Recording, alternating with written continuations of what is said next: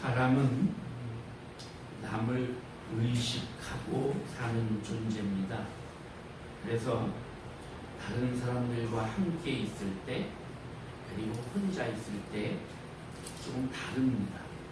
몸가짐도 다르고 말투도 다르고 옷 냄새나 머리 모양이나 이렇게 태도가 달라집니다. 왜냐하면 나 혼자 있을 때는 그냥 아무렇게나 있어도 되지만 다른 사람들에게 내가 어떻게 보여지느냐 이게 중요하기 때문에 그래서 좀 더 다른 사람들에게 부끄럽지 않게 보이기 위해서 노력을 하지. 그런데 이것이 너무 지나쳐서 자기의 본 모습은 꽁꽁 숨기고 그리고 잘 포장된 겉모습만 가지고 사는 사람들이 많다는 거예요. 그래서 잘 포장된 내 모습이 진짜 내가 아닌데 그냥 다른 것으로 다 포장해서 저 사람 저런 모습 보니까 멋있다, 잘한다, 칭찬 듣고 인정받고 그러지. 이런 부류의 사람들 중에 정치인들이 많고 연예인들이 참 많습니다. 그런데 솔직하게 어디 그들뿐입니까? 우리도 그렇지요. 우리도 겉으로 나를 잘 포장해서 그래서 내가 좀 더 다른 사람들에게 멋있어 보이고 더 지적으로 보이고 이런 어떤 형태를 취하지요. 레베카 피퍼시라고 하는 기독교 상담 전문가의 미국에서 이분이 쓴 책 중에 토마토와 빨간 사과라는 책이 있습니다. 우리 크리스천들의 죄에 대해서 이렇게 쓴 책인데 그 앞에 서두에 하버드 대학의 교수님과 대화한 내용을 쓰고 있어요. 거기에 보면 그 하버드대 교수가 이런 말을 해요. 내가 만나본 신자들 중에는 인종차별주의자, 탐식가, 잘난 체 하는 거만 덩어리, 판에 박힌 말만 쏟아놓는 허풍성이들도 있습니다. 그런데 그들은 다 자기가 진실한 크리스찬이라고 생각합니다. 그들은 다 자기들이 하나님 앞에서 진실한 신자라고 착각하고 살고 있습니다. 이렇게 쓰고 있어요. 그러면서 이 레베카 퍼펫 여사는 주일 아침이면 교회마다 천사 같은 미소를 띠고 인사를 나누는 수많은 그리스도인들이 있다. 그건 이제 우리나라나 미국이나 나갔겠지요.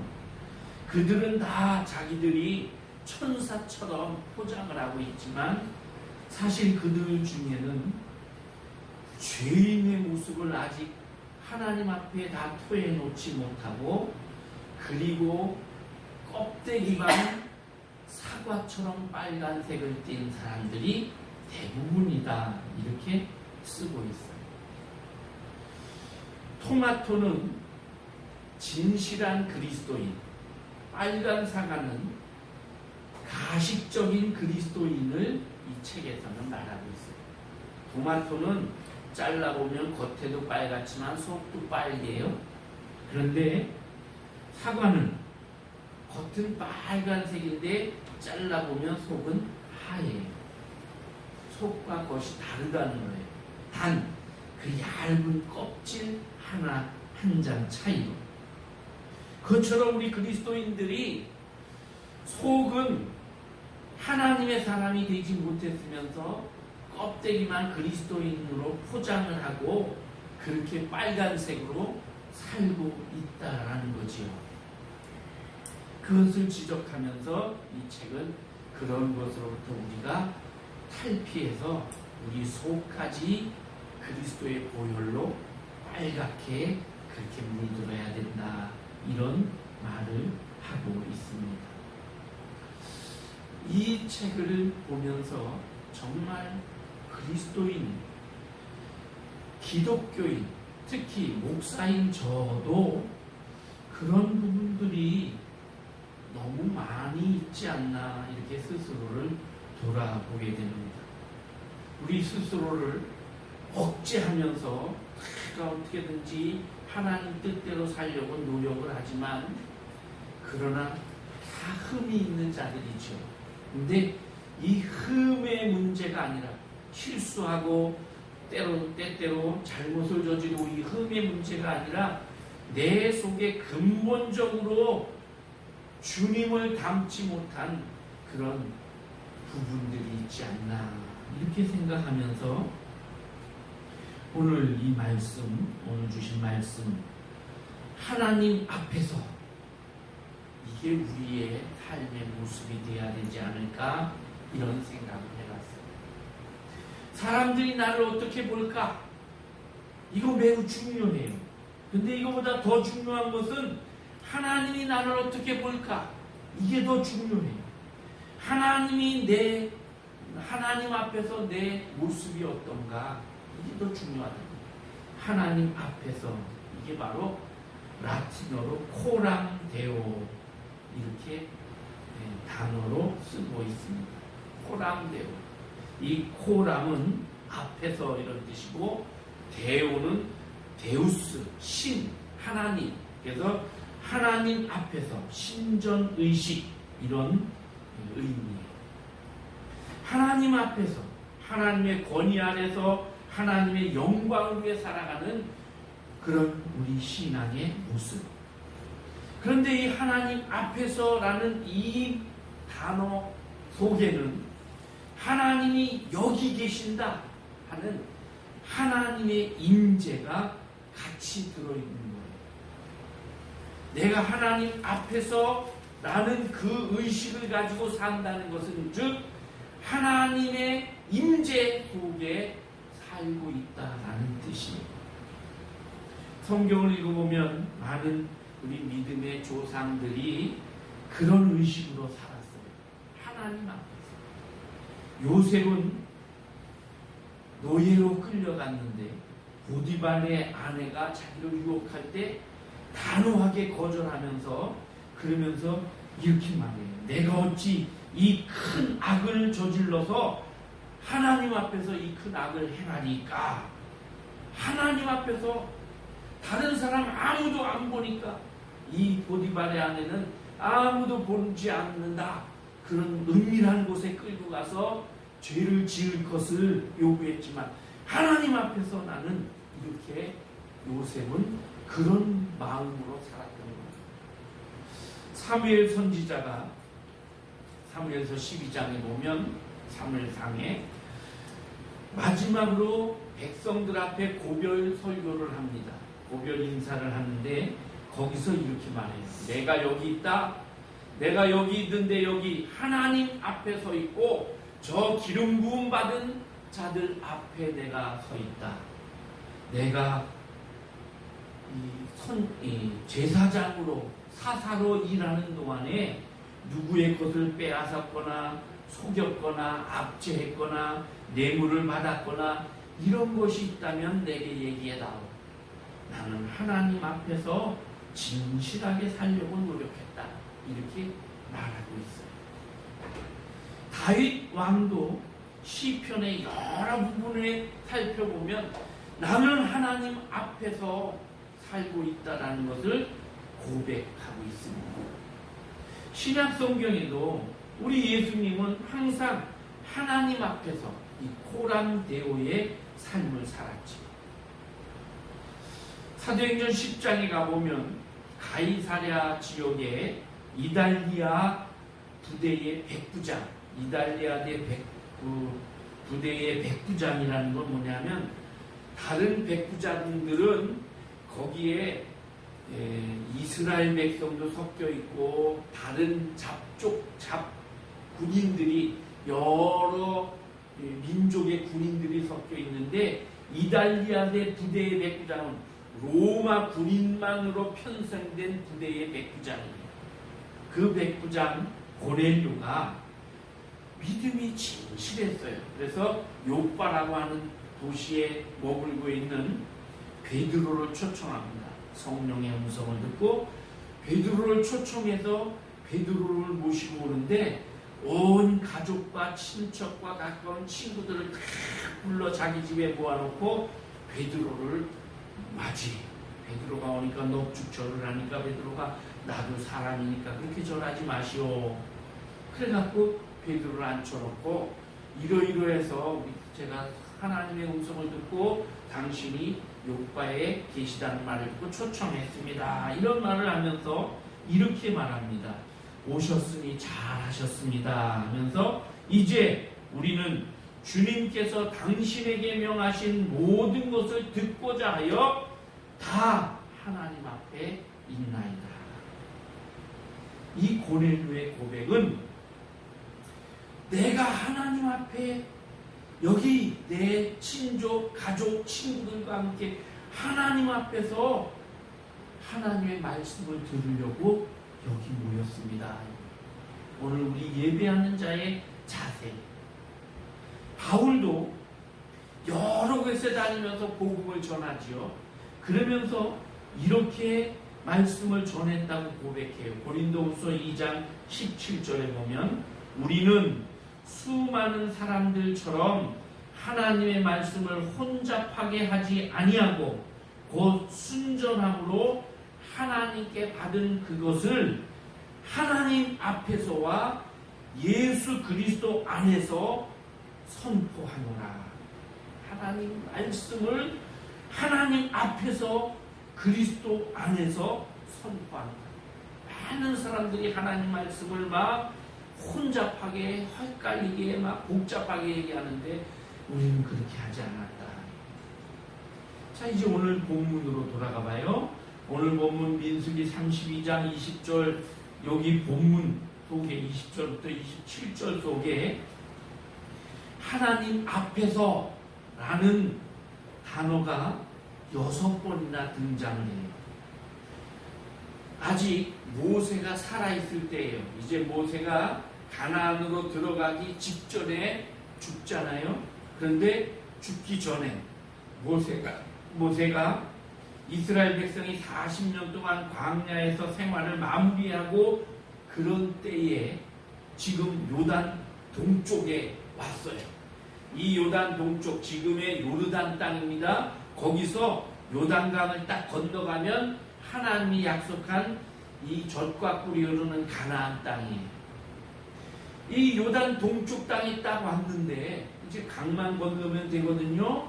거기서 이제 모세는 죽어요. 그런데 거기서 갑자기 루벤 지파, 갓 지파, 그리고 므낫세 지파의 절반이 모세 선생님, 우리가 저 땅 안 건너가고 여기에 우리의 땅을 분배해주면 안 되겠습니까? 여기가 좋은데. 강 동쪽에 강을, 이 요단강을 끼고 있어서 땅도 비옥하고 넓은 평지고 여기가 좋은데 우리 여기에 우리 건너가지 않고 우리는 여기를 우리 땅으로 분배해주면 좋겠습니다. 그렇게 말을 해요. 그러니까 다른 지파들이 발끈하는 거예요. 야, 가나안 땅 거기 하나님이 약속한 그 땅에 들어가야지 여기까지 와서 너네만 여기 남는다고 이 배신자들 너희만 쏙 빠진다고 이렇게 화가 나는 거예요. 사실 그 요단 건너 이 가나안 땅은 좀 좁기는 해요. 그리고 그 땅은 산지예요. 요단강 건너자마자 높은 산들이 많고요. 산지가 많아서 평지가 별로 없어요. 그러니까 이 이스라엘이 다 건너가서 땅을 분배하기엔 사실 좀 좁아요. 그런데 그렇다고 우리만 여기 나와서 좋은 땅에 살겠다 그러니까 발끈하는 거예요. 그때 모세가 말합니다. 너희가 여기 떨어져 산다 그러면 그래도 뭐 안 되는 건 아니지만 이 백성들이 맥 빠지고 의욕이 떨어지는 거 아니냐. 너희가 이 땅에 진짜 살고 싶다면 좋다. 그 대신 너희들이 같이 건너가서 이 가나안 땅을 정복할 때까지 같이 싸워라. 저 백성들과 싸워서 그 땅을 다 차지하고 힘을 보태라. 그래서 가나안 땅을 다 힘을 보탠 후에 땅 분배가 끝나면 그 다음에 너희 여기 와 살아도 된다. 이렇게 허락을 하는 거예요. 그렇게 했더니 이 두 지파 반, 루벤과 갓 지파와 므낫세 반 지파가 그래요. 그거 우리도 그렇게 하겠습니다. 우리도 여기 떨어져 살면 우리만 그냥 너네는 가 싸우든지 땅을 차지하든지 그게 아니고 우리만 여기 좋은 땅에 살겠다는 게 아니고 우리도 가서 돕겠습니다. 도와주고 그렇게 하겠습니다. 그래요. 그래서 약속을 하고 그 땅을 분배받기로 한 거예요. 그 약속이 백성들 앞에서 하고 모세 앞에서 한 약속인데 모세는 오늘 우리가 읽은 이 말씀에서 너희가 하나님 앞에서 한 약속이다. 이렇게 말하는 거예요. 너희가 하나님 앞에서 한 약속이니까 너희 24절에 보면 너희 입에 말한 대로 행하라. 그렇게 해서 너희가 그 땅을 다 차지해 분배할 때까지 그렇게 싸우고 돌아와서 너희 땅에 여기 땅으로 와서 살면 너희가 하나님 앞에서 무죄하고 죄가 없을 뿐더러 너희 이 땅이 너희 소유가 될 것이다. 너희가 복을 받으며 살게 된다. 이게 오늘 말씀이에요. 하나님 앞에서 한 것이다. 사람에게 약속했는데 이 약속은 하나님 앞에서 하나님과 한 약속이라는 거죠. 이 두 지파 반은 그 약속을 지켜요. 그래서 가나안 땅에 같이 들어가서 그 땅을 다 정복하고 땅을 분배하고 땅 분배가 다 끝난 후에 여호수아 22장에 보면 그때야 비로소 이 요단 동편에 있는 땅으로 돌아옵니다. 그렇게 돌아올 때에 여호수아가 그 책임을 당한 이 두 지파 반에게 축복하고 보내주는 거예요. 오늘 우리의 삶은 바로 이거예요. 여호와 앞에서 사람들 앞에서 말하고 사람들 앞에서 행동하고 사람들 앞에서 우리가 살지만 우리의 말과 행동과 모든 삶은 하나님 앞에서 호람데오의 생각을 가지고 살아야 된다 하는 것입니다. 호람데오, 이 신앙은 전능하신 하나님의 손 안에 그 안에서 우리가 산다는 고백이며 그런 삶을 사는 것. 하나님의 시야에서 벗어날 수 없다는 것이지. 오늘 우리가 교독문으로 시편 139편을 함께 교독을 했어요. 이 교독문의 시편 139편은 다윗의 시입니다. 근데 여기 보면 다윗이 하나님 앞에서 그 신앙을 고백하는 걸 그대로 보여줘요. 1절에 보면 여호와여 주께서 나를 살펴보셨으므로 감찰하심으로 나를 아십니다. 2절에 내가 앉고 일어섬을 아시고 멀리서도 나의 생각을 아십니다. 3절에 모든 내가 가는 길과 내가 눕는 것을 다 감찰하시고 보셨습니다. 4절에 내가 하는 내 혀의 말도 아십니다.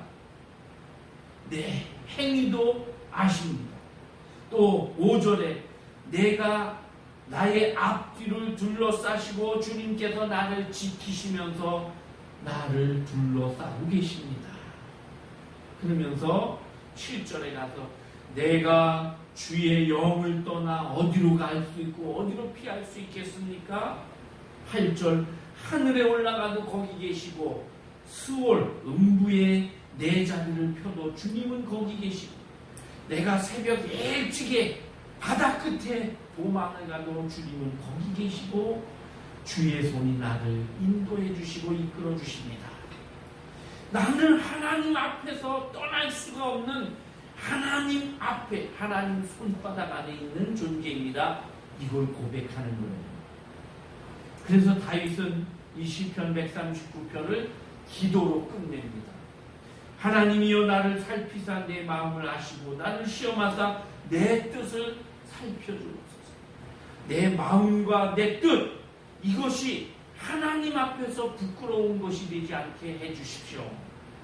내게 무슨 악한 행위가 있나 보시고 나를 영원한 길 바른 길로 인도해 주옵소서. 하나님이 다윗을 정말 사랑하고 인정한 이유가 여기 있어요.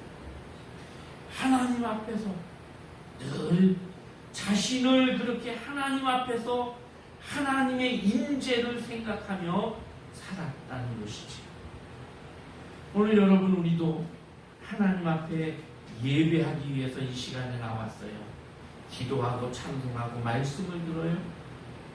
그런데 하나님 앞에서라는 이 의식이 없으면 이거 아무 의미가 없어요. 그냥 우리는 울리는 꽹과리가 되는 거예요.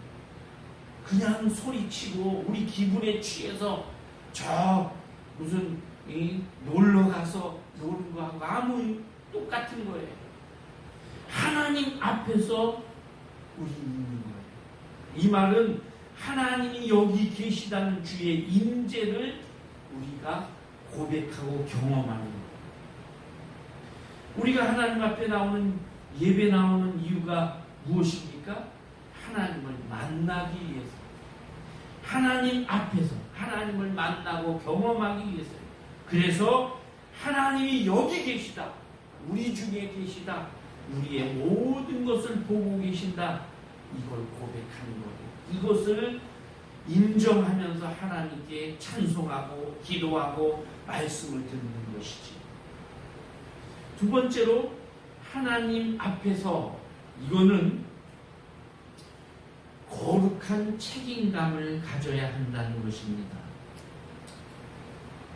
하나님 앞에서 나는 그저 단순한 한 사람의 그리스도인이 아니고요, 그리스도인을 대표하는 한 사람이라는 의식을 가져야 돼요. 이게 거룩한 책임감이에요. 내가 하는 말 한마디, 내가 하는 행동 하나하나가 모든 그리스도인을 대표하는 거예요. 에이, 나 같은 게 무슨 그리스도인을 대표합니까? 아니에요. 사람들은 나를 그렇게 봐요. 내가 사람들 앞에서 나는 그리스도인입니다, 그렇게 선포한 이후로, 또는 내가 하나님 믿는 사람으로 사람들에게 보여지고 알려진 그 이후부터는 사람들이 나를 볼 때 내가 하는 말을 보면서, 야, 예수쟁이는 저렇게 말하는구나, 내 행동을 보면서 예수쟁이는, 그리스도인은 저렇게 행동하는구나, 나도 모르는 사이에 그리스도인을 대표하는 거룩한 책임이 내게 지워져 있단 말이죠.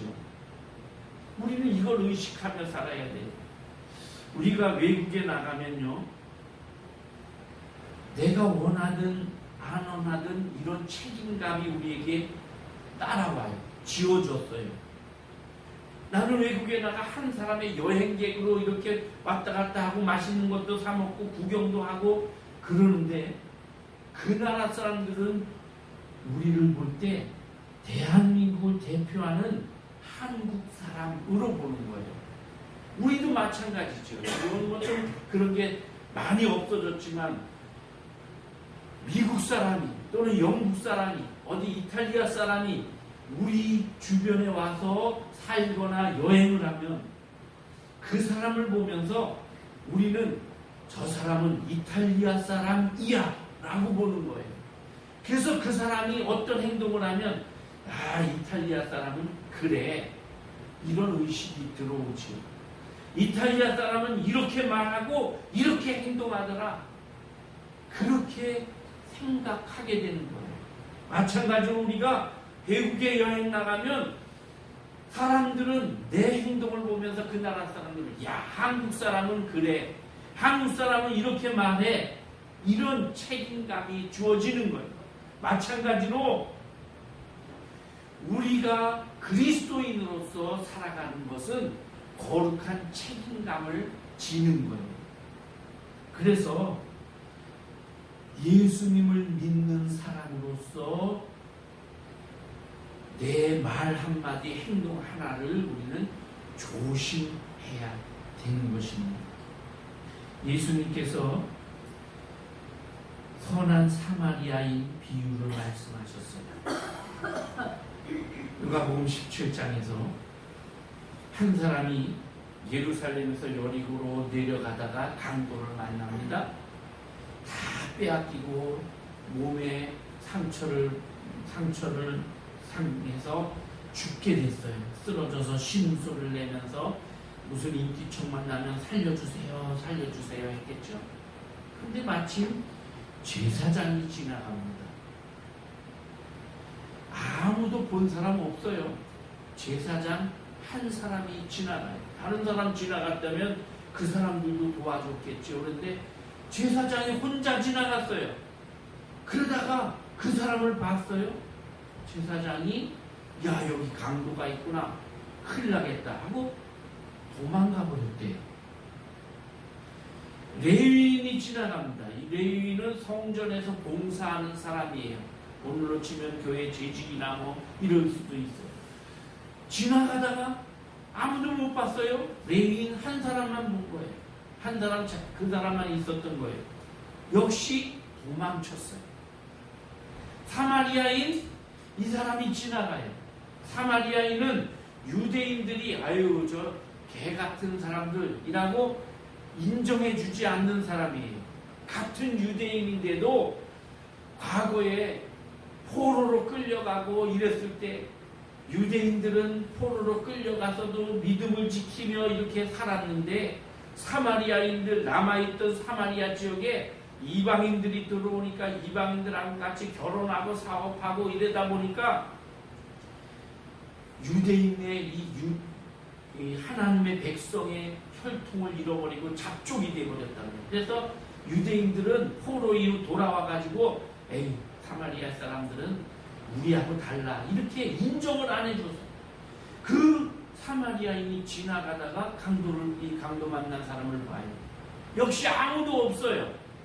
그런데 이 사마리아인은 가서 이 사람을 싸매주고 자기 나귀에 태워서 주막으로 데려다가 치료해주고, 그리고는 밤새 치료한 후에 이튿날 주막 주인에게 돈을 주면서 비용이 더 들면 내가 갔다 올 때 더 드릴 테니까 이 사람 좀 잘 치료해달라고 부탁까지 해요.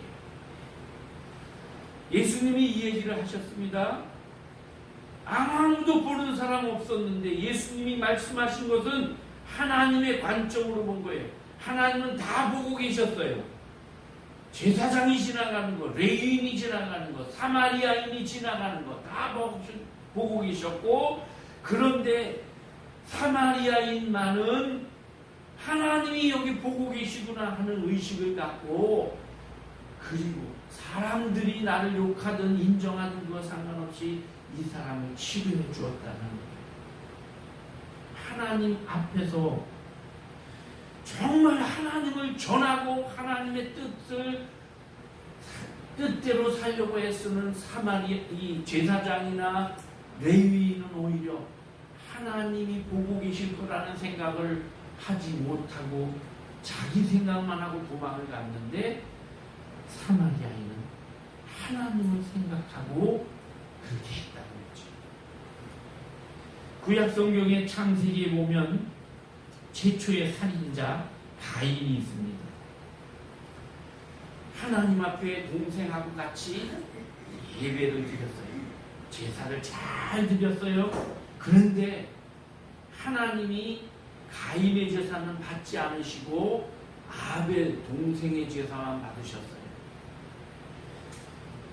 어떻게 그걸 알았는지 모르지만 가인은 얼굴이 불그락해졌습니다.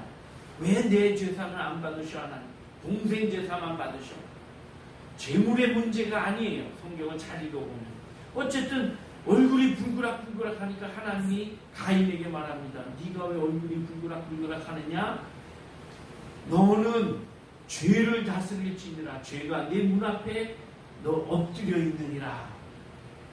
그러면서 하나님이 그렇게 말씀하실 때, 내 행위가, 내가 사는 모습이 하나님 앞에서 잘못됐구나. 이걸 깨달아야 되는데 그걸 깨닫지 못하고 나가서 동생을 미워해요.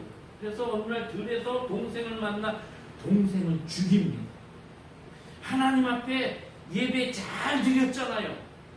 잘 드렸는데 나가서는 하나님 앞에서의 삶이 아니고 동생을 미워해 죽이는 이런 부끄러운 행동을 하는 거예요. 오늘 우리 그리스도인들이 그래요. 하나님 앞에 예배 잘 드렸어요. 그런데 세상에 나가서는 하나님 없이 살아요. 하나님은 성전에 계셔서 일주일에 한 번 주님 앞에 나와, 아이고 주님 잘 계셨어요. 저도 세상에서 잘 살다가 왔어요. 주님 영광 받으세요 하고 주님 앞에 예배드리고 하나님 앞에 기도도 하고 찬송도 하고 헌금도 드리고, 나는 이제 하나님 앞에서 내 의무를 다했어. 하나님 안녕히 계세요. 일주일 동안 제가 세상 가서 잘 살다가 돈 많이 벌어 갖고 올게요. 그리고 세상 나가 산단 말이에요. 세상에는 하나님이 없는 것으로 그렇게 살고 있어요. 근데 아닙니다. 하나님은 성전에만 계신 하나님이 아니라 우리 삶의 현장, 치열하게 우리가 경쟁하고 있는 그 삶의 현장에 하나님은 보고 계시는 거예요. 그런데 그 삶의 현장에서 아벨을 때려 죽이고, 네 동생 아벨이 어디 있느냐? 내가 내 동생 지키는 자입니까? 그러면서 하나님 앞에서의 삶을 부정하고 살았던 거예요. 사도행전에 보면 성령이 막 임하고 온 예루살렘 공동체가 성령 공동체가 됐어요. 점점 숫자도 늘어가고 그러다 보니까 안 되겠다 그래서 조직을 세워서 집사를 세우고 사도들은 복음 전하는 데 열정을 하고, 그래서 사람들이 많아지니까 너도 나도 내 것이라 주장하지 않고 필요가 점점 많아지니까 집도 팔고 밭도 팔고 이래가지고 사도들 앞에 갖다 헌금으로 드리면 그것을 일곱 집사들이 잘 사람들의 필요에 따라 나눠주고 이렇게 하면서 있었단 말이죠. 아나니아와 삽비라 부부가 이걸 봤어요. 땅을 팔아서 갖다 바치고 그러니까 사람들이 막 칭찬도 하고 그런 걸 보면서 자기들 땅을 팔아가지고 그것을 팔고 보니까 돈이 많아. 절반을 떼놓고 절반을 갖다가 바쳤어요. 괜찮아요. 절반을 갖다 바쳐도. 그런데 성경을 잘 읽어보면 절반을 갖다 바치면서 나도 저 바나바처럼 다 바쳤습니다. 이렇게 거짓말한 것 같아요. 베드로가 말합니다. 아나니아야, 내가 어찌하여 사탄이 내 마음에 가득하여 내가 성령을 속이고 땅값 얼마를 감추었느냐? 그 땅이 그대로 있을 때도 네 거고 팔았을 때도 네 건데 네 마음대로 할 수 있는데 어찌 이런 일을 했느냐 하면서 사람에게 거짓말한 것이 아니요 하나님께로다 이렇게 책망을 해요. 그러니까 하나님 앞에 절반을 바친 그게 문제가 아니라 절반을 바치면서 다 바칩니다 하고 거짓말한 게 문제입니다. 그 다음에 그 부인이 성전에 왔을 때 베드로가 또 그러거든요. 이 땅 판 값이 이것뿐이냐? 이렇게 물으니까 이것뿐입니다. 부부가 다 알고 있었고 작당을 했다는 거예요. 이것뿐입니다. 그러니까 네 남편이 간 길로 간다. 그렇게 책망을 하는 거예요. 남편이 죽었던 것처럼 이 부인도 죽어요. 여러분 잘 생각해 보셔야 돼요. 왜 이런 일이 일어났느냐? 아니 헌금 안 하는 사람도 많았을 거란 말이죠. 그나마 절반이라도 바친 거 잘한 거잖아요. 그런데 왜 하나님은 단호하게 이 사람들을 그 자리에서 죽게 했느냐? 성령이 충만한 교회에 사탄의 거짓말이 들어오는 걸 하나님은 용납하지 않으셨습니다. 하나님은 감상주의자가 아니에요. 하나님은 죄에 대해서 아주 철저하고 단호하신 분이에요. 얼마나 단호하시냐? 자기 아들을 세상에 보내서 죽이면서까지 죄에 대해서 단호하신 그런 분이셔요. 적당히 좋은 게 좋은 거야 이러고 넘어가지 않는 분이에요. 그러니까 그런 거짓말을 가지고 적당히 하나님을 속이고 성도들을 속이고 이러려고 하는 이 아나니아 삽비라 부부, 하나님 앞에서를 잊어버리고 그렇게 나온 이 부부를 책임만하는 거예요. 선한 사마리아 사람, 동생을 죽인 가인, 하나님을 속이려고 했던 이 아나니아 삽비라, 누구는 한없이 의롭고 누구는 한없이 사악한 자인가? 아니에요. 다 똑같아요. 그런데 단 하나, 하나님 앞에서라는 의식을 가졌느냐 못 가졌느냐, 이것의 문제인 거예요. 하나님 앞에서라는 그 생각을 가지고 살면 가인이 되지 아니하고 아나니아 삽비라가 되지 않고 선한 사마리아인이 될 수 있다는 겁니다. 코람데오, 하나님 앞에서 그렇게 살아갈 때 하나님은 우리의 삶을 책임져 주십니다. 부모님은 자기 자녀를 책임지지요. 자기 아이를, 그 아이가 아빠 엄마 나 책임져 주세요 말하지 않아도 다 책임져요. 내가 돌보는 이 내 자식 잘못되거나 넘어지면 쫓아가서 일으켜주고, 상처가 있나 없나 보고, 굶고 있고 배고프면 먹을 것 다 제공해주고, 부모님 앞에 있는 것만으로 그 자녀는 삶이 안전하게 그 삶이 보장되어 있는 거예요. 우리도 하나님 앞에서라는 이 삶을 살면 우리의 모든 삶은 하나님이 책임져 주시는 거예요. 우리 앞에 부모님은 몇 미터 앞, 자기 삶의 공간 그 앞이 전부이지만 하나님 앞은 온 우주 다예요. 하나님은 온 우주 속의 모든 것을 다 책임져 주시고, 하나님 앞에서 라는 생각을 갖고 사는 사람을 하나님은 이끌어 주시고 그 삶에 복을 주시는 거예요. 사랑하는 성도 여러분, 하나님 앞에서 이 코람데오의 신앙으로 살아가시기를 바랍니다. 우리는 하나님 앞을 피할 수 없는 하나님의 자녀들이에요. 우리에게는 거룩한 책임감이 주어졌어요. 이 거룩한 책임감을 무거운 짐으로 생각하지 말고 즐거움, 감사의 의무로 생각하면서 살아갈 때에 하나님은 우리의 삶을 이끌어 주시고 보호해 주시고 책임져 주시는 것입니다. 하나님 앞에서 코람데오, 하나님께서 이 아침에 여러분과 저에게 주시는 말씀입니다. 기도하겠습니다. 하나님, 오늘 말씀해 보니 므낫세 반지파와 또 두 지파는 사람들에게서 했던 약속을 하나님 앞에서 했던 약속으로 그렇게 믿고, 그래서 자기들의 약속을 잘 이행하는 것을 볼 수가 있습니다.